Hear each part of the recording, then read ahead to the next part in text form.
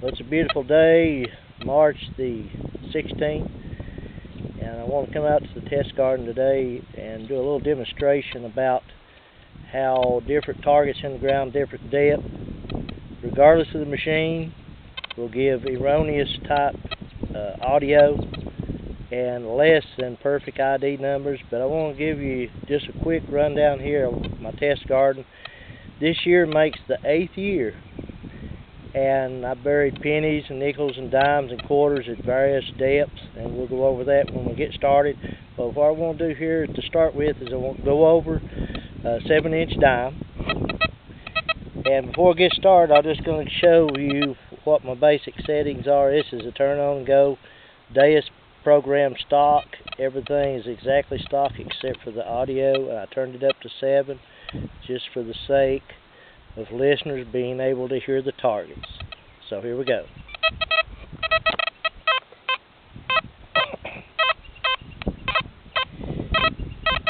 Here is a 7-inch dime, but you're not getting a consistent audio. That's because there's iron and other farm type material all through this whole area.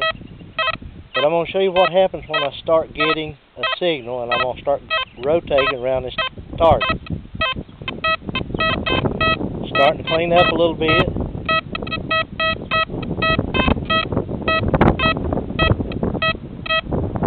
Starting to get a higher number.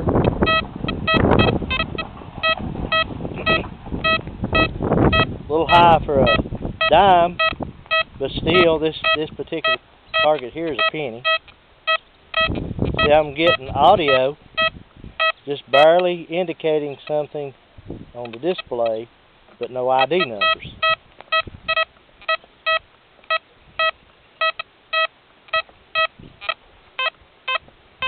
Now, I'd like to point out one small thing.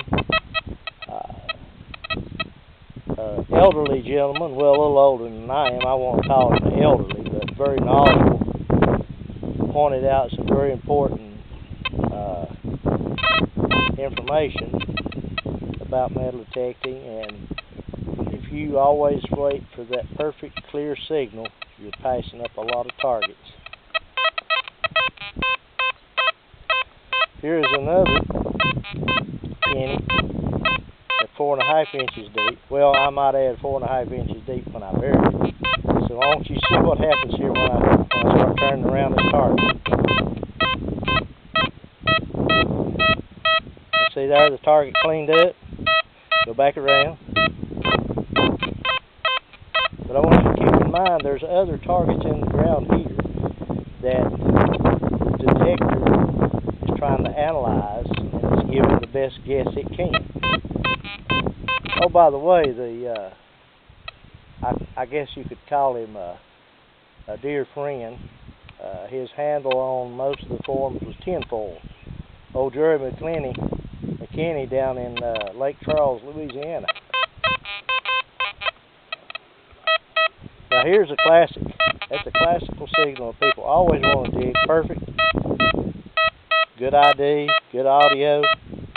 And I move just a little bit off, you hear the iron. Alright, while we're doing this here, I'm going to go ahead and go on to the next target. Now this one here is a strange one for me. This is actually a nickel, and it was buried at 7 inches, but I really don't have an idea how deep it is today. So I'm going to go around it. I want you to see what happens to this nickel. Starting to show more iron right in this area.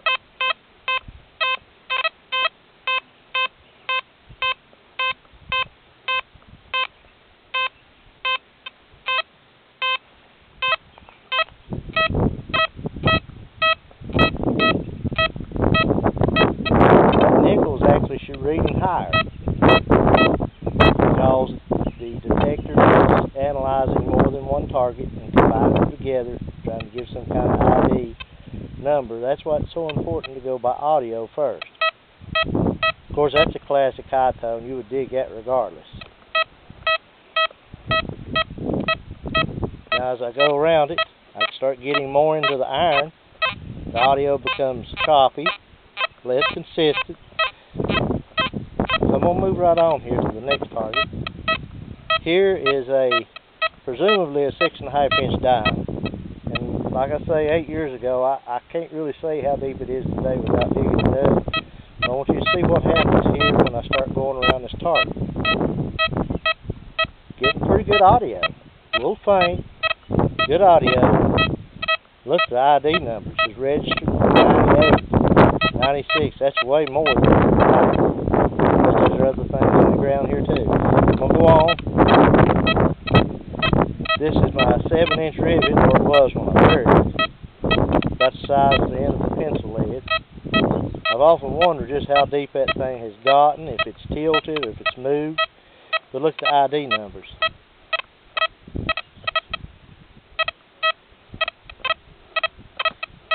Generally, always, any ID number above 98 is always iron. I've never dug a coin that would register that high unless it was in the ground with something else. So here's a quarter. I'm assuming 7 inches deep, maybe. Like I say, 8 years ago, I really don't know for sure. But I'd like to point out one thing. The ground is saturated right? Some deep freezes. I'm sure that has moved the targets just a little bit, tilted them. And they may be on the edge.